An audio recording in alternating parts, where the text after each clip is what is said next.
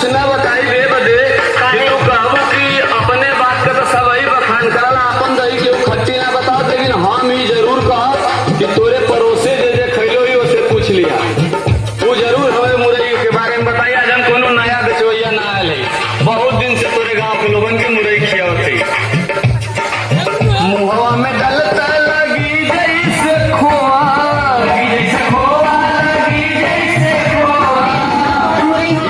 भाई ऐसा मुरैया की खोआ एकदम फेल, सैदपुर वाला खोआ है कि एक में आते सामने न टिकी।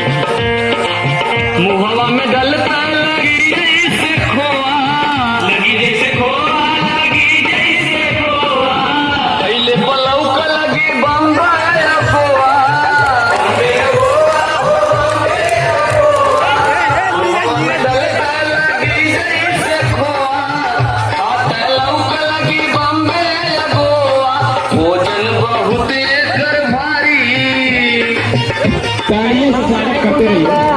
अब तो लेबू तो खुदे फरिया जाई, ओकर अनुभव तू खुद लगा लेबू। ओजन बहुत कर भारी, करारी बा हमारी मुरैया, मुरई में बसल है मुरारी, करारी बा हमारी मुरैया।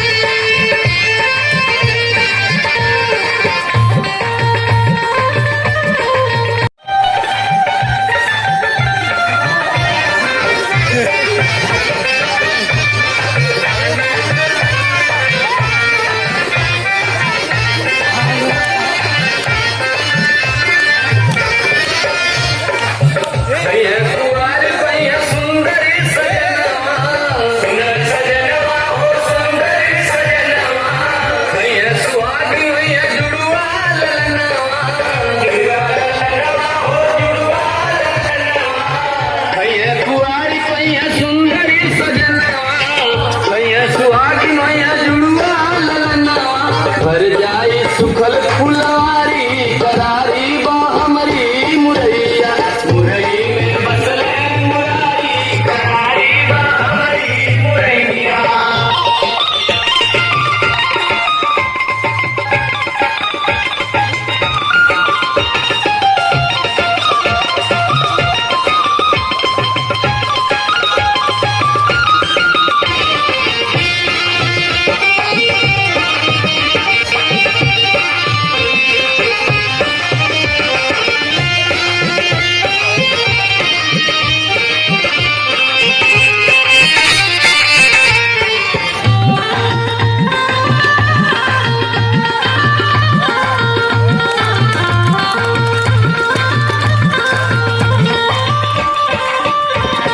सुनत हो न छबीली, और हमारे मुरई में बहुत कुछ गुण बा। मुरई मामूली मुरई के मत समझिया।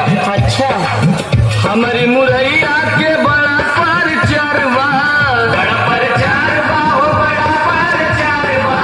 जौनपुर नगरिया का मुरई हमार बा, मुरई हमार बा, हो मुरई हमार बा। कोनो ऐसन तैसन जगह के मुरई मत समझिया। जौनपुर के बड़ी प्रचलित मुरई बा। हमारी